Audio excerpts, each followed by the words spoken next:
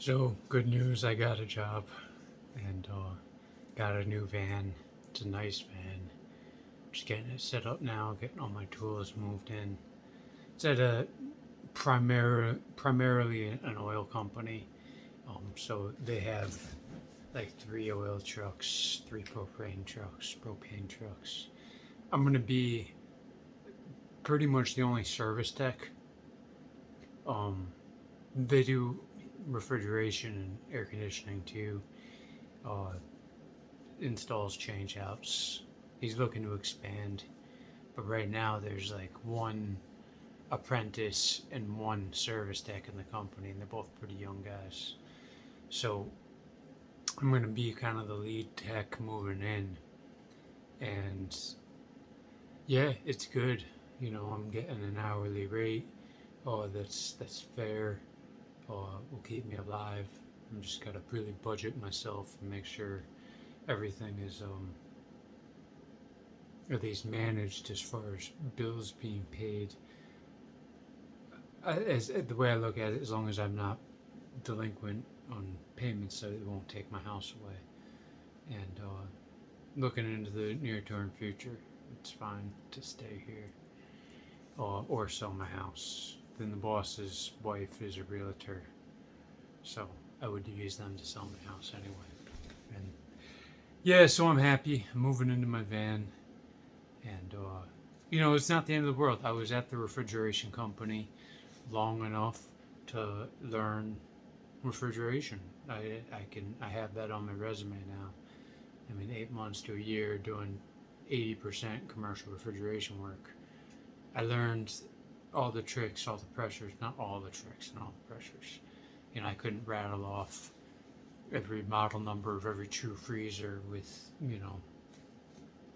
this part or that part like some of the guys can. But I feel comfortable diagnosing and repairing any reach-in or walk-in with any gas now. So it stinks that I'm not going to be doing commercial refrigeration anymore. Doing oil work is definitely not my favorite stuff.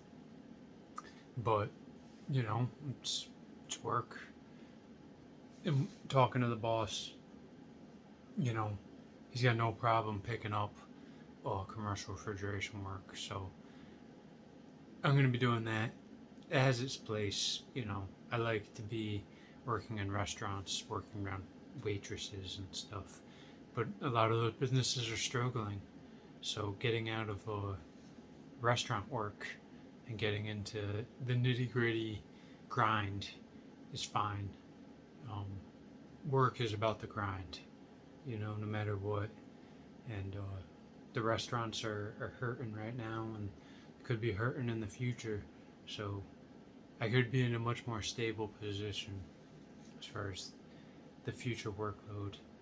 And he's delivering oil and delivering diesel fuel, and so he's, as far as any fuel shortages go, he's gonna be a real popular guy if we face a fuel shortage, or a real hated guy, depending.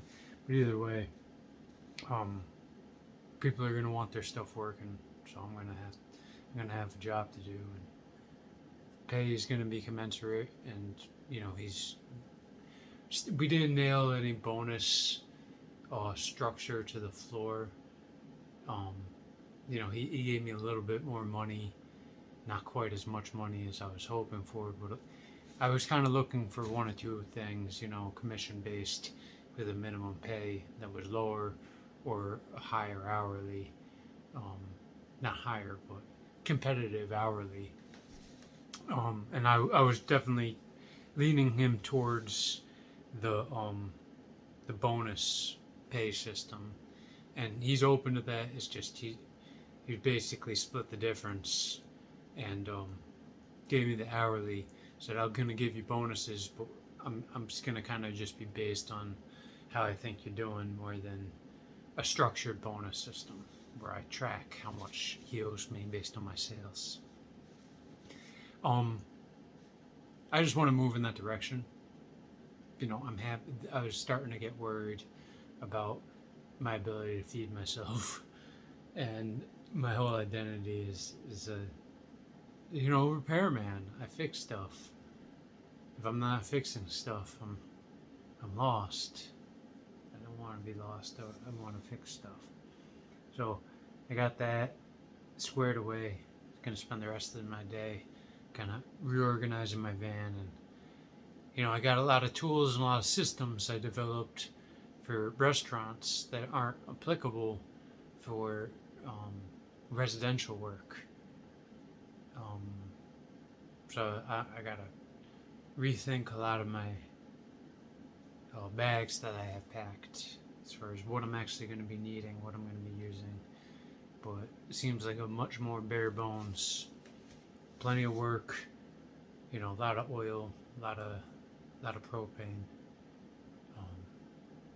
So there's always work there in this part of the country. So that's what I'm going to be doing. I'm going to be out there trying to make things as efficient as possible, as clean as possible. Just grinding out my days, and I'm happy to be back at work. Even if it's not super complicated diagnosis, simple diagnosis stuff that I've done for years, going on decades. Doesn't get my blood pumping the way learning something new does. Moving into a new specialty in the trade really had me excited. But it's work, it's what I do. It's diagnosing some of these systems I could do with my eyes closed. I don't need to call anyone. That's fine, That's what it means to come in as the lead guy, right? And that's just that it is what I am. So, I'm looking forward to being real comfortable at what I'm doing, as opposed to learning new things.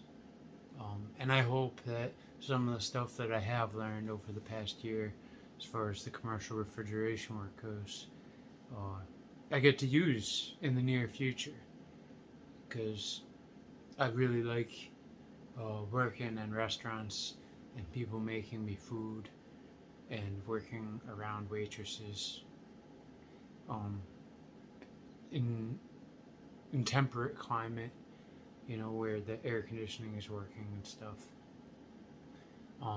And with people that I thought were my friends, but unfortunately the legal problems interrupted that, and the people that I thought were my friends didn't stand by me or didn't believe me, and it just is what it is. I have to move on and get another job, and everything's meant to be.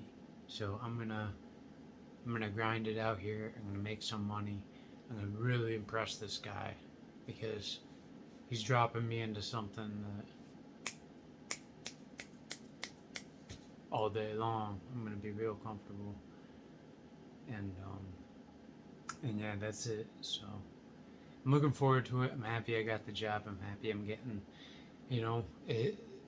it's a few dollars more than the last company I worked at, last big company I worked for, about $3 an hour more. But the bonus system isn't in place. So I'm taking a $3 pay raise, but I'm losing a structured bonus system that usually added, I would say on average, $150 every week to my paycheck. Some weeks it would add none. Some weeks it would add 500. But that's still not out of the question. And being the lead guy, the most experienced guy besides the owner wants to step back and he wants to bring in more people. And really the best way to do that, and I'm going to just stress it over and over again until I get it, when you start giving people a piece of the action, they start making decisions in the near term, medium term, long term. They weigh things differently, because they're thinking about not just getting paid for the week, but they're thinking about what's in the company's best interest. And that starts to drive the background logarithm, in the back of your mind. You're always thinking, how am I not going to get a call back? How am I going to fix the problem? How am I going to get this done as quickly as possible? How many more calls do I have? But when people start getting a piece of the action, there's always and what's in the best interest of the company? What's in the best interest of the reputation of the company? Because they start to see the long-term benefits of the company growing and the company becoming more profitable, because they're seeing, a percentage of that income. And when you have a callback, or you have a pissed off customer and you're not getting calls or whatever, and it's more than just, this week work slower, and it's the same thing. It's not. You know that it's hurting your pay. So I'm going to really be stressing to, at least for me, but for everybody, eventually, to be working for, benchmarks and percentages. So if you hit however many dollars a week in tickets, then you get a percentage of those tickets above your hourly wage. Your hourly wage is your hourly wage. You're always going to get that as a minimum. But then, so when you start to see prices go up, you're not like, oh, F that, because you don't want to push for higher prices. You want higher prices, because higher prices mean your weekly tickets are going to be higher, and if your weekly tickets are higher, then you're more than likely going to see a percentage of that income, which is going to also save the boss from having to be like, every 6 months get a raise, because especially if prices are changing quickly,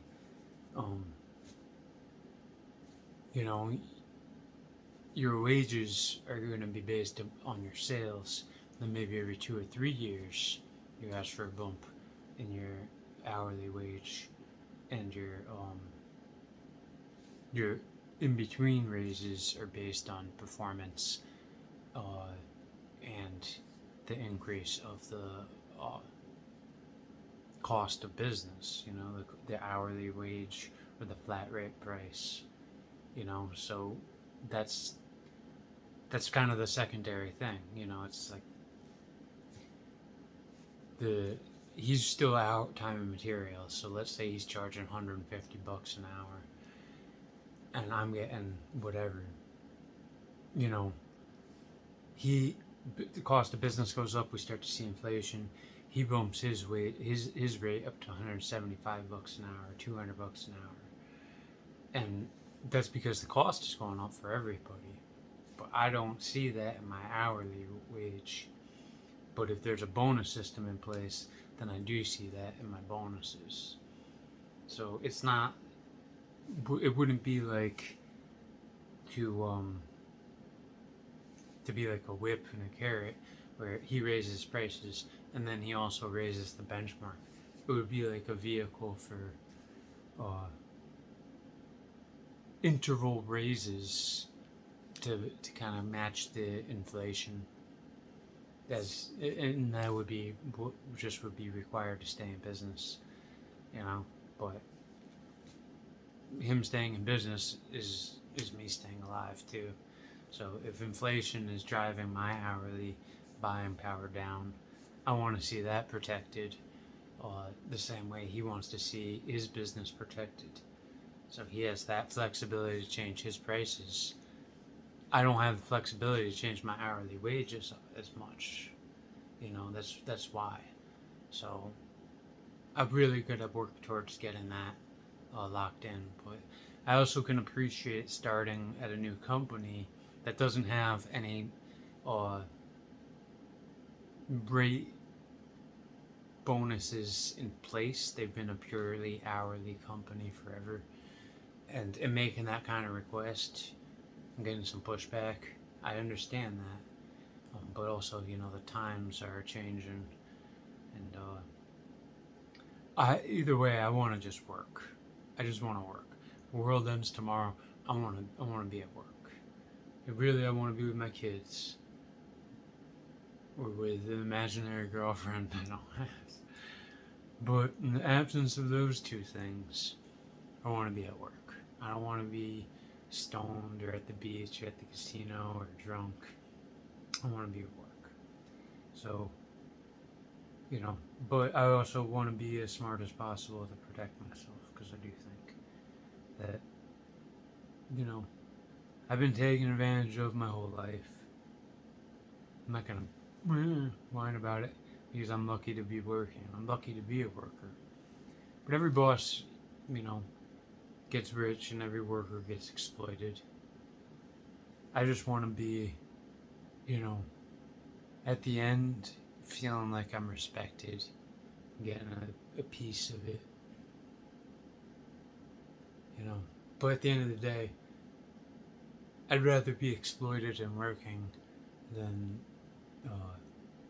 at least doing HVAC than not, because I do feel like it's a job that is a service. You know what I mean? Like, we do service, we call it service. But like I was saying to my dad the other day, he's like, you should go work for Habitat for Humanity. I'm like, I do that every day. Every time I go to somebody's house who's on welfare and fix their air conditioner for them or fix their heating system for them, that's Habitat for Humanity as far as I'm concerned. And just like, yeah, I could volunteer my time. He was saying it like to make business connections and this and that. Like, I appreciated it, but I really do feel like when I worked hard all day, that I served the community and that people's lives are improved in a tangible, meaningful way every day that I go out and work.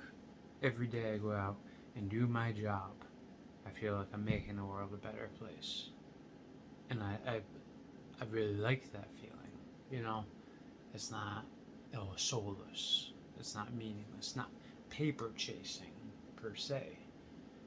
Because I like to get paid, but it's more about respect and not having to be afraid of resources running out.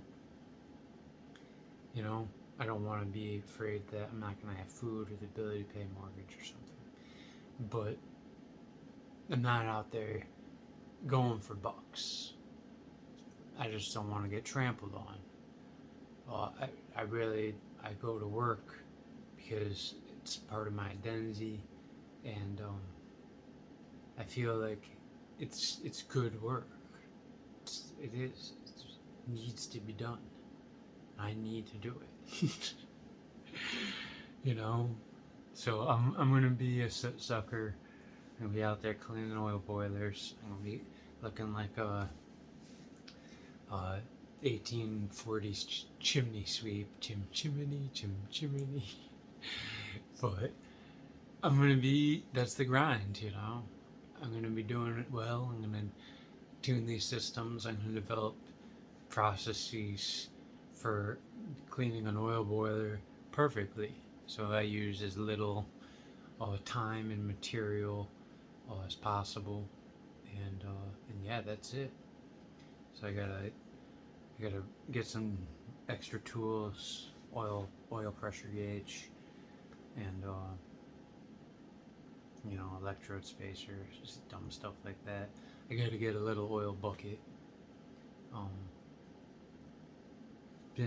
have my service bag for diagnostics, my burn bag, and I gotta get a little oil service bag with just the nitty gritties for that. And yeah, I'm looking forward to it. So I wanted to share the good news. I'm back at work, a real local company. You couldn't get any closer.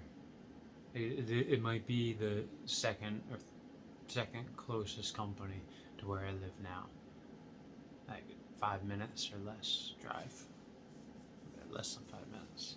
It's probably get there in 4 minutes if you don't hit a light. So that's pretty darn close. 4 minute drive is not bad. And yeah, the guy seems real cool. And like I said, I'm walking in the door. I don't want to say like I know more than him right off the bat, but I definitely can tell by looking at the tools and the other trucks he has. I'm gonna be probably have a wider range of experience. So he's gonna probably definitely know more about oil and propane than I do. But when it comes to piping and refrigeration and air conditioning and maybe even diagnostics, electrical and stuff, I'm gonna be uh, I'm gonna be making this guy a lot of money, and I'm gonna be opening up opportunities for him that he probably doesn't have now. Just looking at his tools, and the type of stock he keeps in his truck. I'm gonna be walking into customers' houses. I'm gonna be changing a lot of parts that he probably hasn't replaced, at least not in huge volume. So I'm gonna be really looking forward to expanding this guy's business and getting nose deep in oil. You know, it's one of those things. I'm an environmentalist. I like oil. To be gone. Propane. I feel very similar about all these things are the energies of a past era, but they're out there. They're probably in New England. They're probably 40% of the heating systems. It's more than that the further north you go. Probably get up into Massachusetts and in Maine and stuff like that. You're probably talking 80%, 90%. Down here in southern New England, yeah, it's probably close to 40% of the systems out there, oil or propane. It's a lot of people, and they're not going to just disappear. So they need to be maintained, or they need to be tuned properly, and when they need to be replaced, the customer needs to be informed of the options to get them off of that terrible fuel. But these people need heat. These people need hot water. So I have no problem doing maintenance on them, or working for a company that provides them fuel. I'm just going to do the best job I can so that they're burning as clean as possible, burning as little fuel as possible. That's all I can do, as a repairman. And propane system, they want to put air conditioning on top of it. I'm going to talk to them about dual fuel. Talk to them about, if you put in a heat pump here, we can cut your energy costs. Probably save you 30% on your heating bills over the course of the winter. And see if I can, convert some people. But in the meantime, I'm going to have work. There's no shortage of these systems out there, and this guy's assuring me there's plenty of work to do. So I'm happy I got a new van. I'm going to be back at it tomorrow first thing. Yeah.